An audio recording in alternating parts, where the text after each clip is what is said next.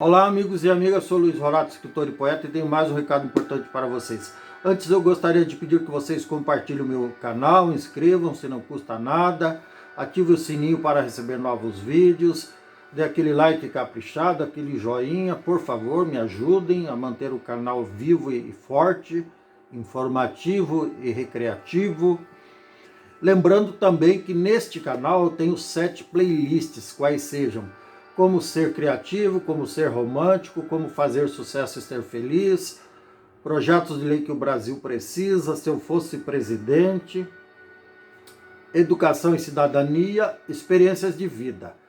Todos esses vídeos que estão nessas playlists são baseadas nas minhas próprias observações, nas minhas experiências de vida e também no conteúdo dos vários livros que eu escrevi. 5 dos quais já foram publicados, inclusive esse aqui, A Chave da Fortuna, que também é um livro de autoajuda muito interessante. Está ali o meu nome, vocês vão ver invertido provavelmente, A Chave da Fortuna. E tem outros que vocês já viram e que estão nas minhas redes sociais. Todos estão à venda por R$ 24,90 até o fim desse mês, depois vai mudar o preço. E você recebe em casa, é só entrar no meu site luizhorato.com.br ou editorasagaço.com.br, que é a empresa que revende meus livros, tá certo? Edita e revende. Dito isso, vamos ao assunto de hoje. Vocês já notaram ao longo do tempo, ao longo das décadas, a letargia do Congresso Nacional? Letargia é justamente aquilo que a gente condena em todo tipo de atividade.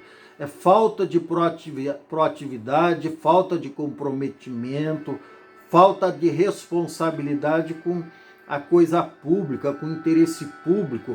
Pior que tudo isso é falta de sensibilidade. A partir do momento que o indivíduo, não todos, mas a grande maioria são eleitos, eles criam uma barreira de concreto, a prova de bala, a prova de chumbo, a prova de radioatividade, a prova de tudo. Entre eles e nós, simples mortais, eleitores, cidadãos, contribuintes que mantêm a coisa toda funcionando, às custas do nosso trabalho e do nosso suor. Eles não nos ouvem. Eu tive uma experiência em 2006, que eu vou registrar agora. Eu fiz esse projeto aqui, Curitiba Mais Humana. Não sei se vocês conseguem ler aí, Curitiba Mais Humana. Daí eu marquei uma audiência com o secretário de obras da época daqui de Curitiba. Eu me lembro o nome, mas não vou citá-lo, porque não quero usá-lo como bode expiatório, porque esse já é um comportamento padrão de toda a administração pública, não ouvir os contribuintes. E nesse projeto, eu coloquei algumas propostas básicas. Ele tem poucas folhas, ele tem aqui umas 20 folhas mais ou menos. E eu coloquei de forma bastante didática, em língua portuguesa inclusive, né, para não ter dificuldade do cara ler. Eu poderia botar em qualquer outra língua. Eu botei em língua portuguesa para facilitar a vida do cidadão. Eu coloquei aqui, de forma objetiva, 11 propostas, que são exatamente as necessidades de Curitiba na visão dos cidadãos, os problemas mais graves, as soluções viáveis. Veja bem, eu estava propondo solução, eu não estava levando o problema como a grande maioria das pessoas fazem reivindicações e pedidos, mas não apresentam solução. Eu desde sempre fiz o contrário. Eu aponto o problema e a alternativa de solução. Isso está no meu outro livro, chamado Por um Novo Amanhã. Lá tem exatamente 89 abordagens de problemas que assolam o país e as respectivas soluções, propostas de soluções. Esse é o meu perfil. Aí eu falo sobre o emprego também, saneamento básico, prevenção de acidentes, saúde pública, segurança, transporte coletivo, logradouros públicos e desburocratização. Aí o cidadão lá, o secretário, me recebeu, folheou a minha proposta, foi bastante atencioso, ficamos lá uma meia hora conversando e depois disso eu fui embora. E ficou nisso. Provavelmente eu levei uma cópia desse aqui, essa aqui é minha cópia, eu levei o original, colorido, bonitinho. Provavelmente eu virei as costas, ou ele jogou na gaveta ou jogou no lixo, mas jogou em algum lugar. Nunca eu tive um feedback sobre qualquer uma dessas propostas. E é assim que o serviço público age. É assim que o Congresso Nacional, os deputados federais, os senadores, os deputados estaduais, os vereadores agem. Eles agem com total falta de compromisso com os seus contribuintes. Lógico, não vamos generalizar, salvo algumas exceções, raríssimas, digamos. Enfim, e é por isso que o Brasil, com todo o potencial, com toda a riqueza que tem, está onde está. Só a título de...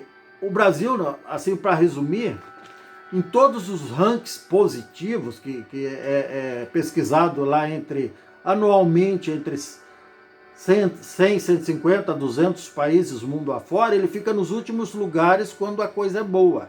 Quando a coisa é ruim, tipo violência, acidente de trânsito, corrupção, ele fica entre os primeiros. Quando ele não é o primeiro, quando não é o top of mind, quando ele não está em primeiro lugar, ele está ali entre os 4, 5 primeiros, é o top 10, está entre os 10 primeiros. E por quê? Porque a gente é muito mal representado em todas as esferas, em todos os níveis. São pessoas desqualificadas e descomprometidas que se propõem a nos representar, mas depois de eleitos só representam os próprios interesses. Eles estão se lixando, para não falar outra palavra, pro problema coletivo. Exemplo disso é agora na pandemia.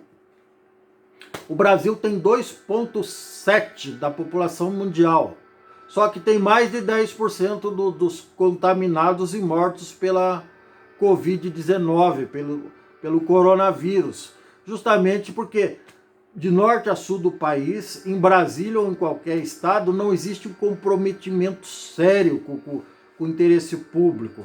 Para eles, 340, 350, 700 mil mortos pela Covid, 1 milhão, 2 milhões, 100 milhões, para essa gente é só estatística, eles estão se lixando. Agora que eles estão home office também, ou seja, trabalhando em casa, não estão fazendo nada. Quando tinham que bater o cartão, digamos assim, lá no Congresso Nacional, já não faziam muita coisa, nem nas assembleias estaduais, nem nas câmaras de vereadores, nas prefeituras, os caras já não faziam muita coisa. Agora que por conta da pandemia estão home office, ou seja, trabalhando em casa, estão fazendo menos ainda. Por exemplo, agora a gente precisava de cobrança, que o Congresso Nacional, o Parlamento, cobrasse do Executivo, do governo federal, mais atitude frente à pandemia, mas cobrasse com veemência, com firmeza, mas não estão fazendo, estão deixando a coisa correr. Como disse o ministro lá do Meio Ambiente, estão deixando a boiada passar, e dane-se o povo, é isso que eles estão fazendo. Então vamos procurar nos comprometer nós, povo, que é o mais ferrado da história, nos comprometer conosco mesmo, para que os nossos próximos representantes em todas as esferas, em todos os níveis, sejam pessoas mais comprometidas, mais responsáveis e mais éticas.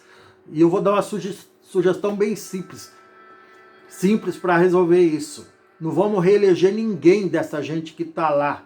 Se o cara já está lá nesse mandato agora, seja prefeito, vereador, governador, senador, deputado federal, deputado estadual, presidente, não vamos reeleger mais ninguém, tá certo? Com raras exceções. Obviamente é fácil de perceber quem faz e quem não faz, tá certo?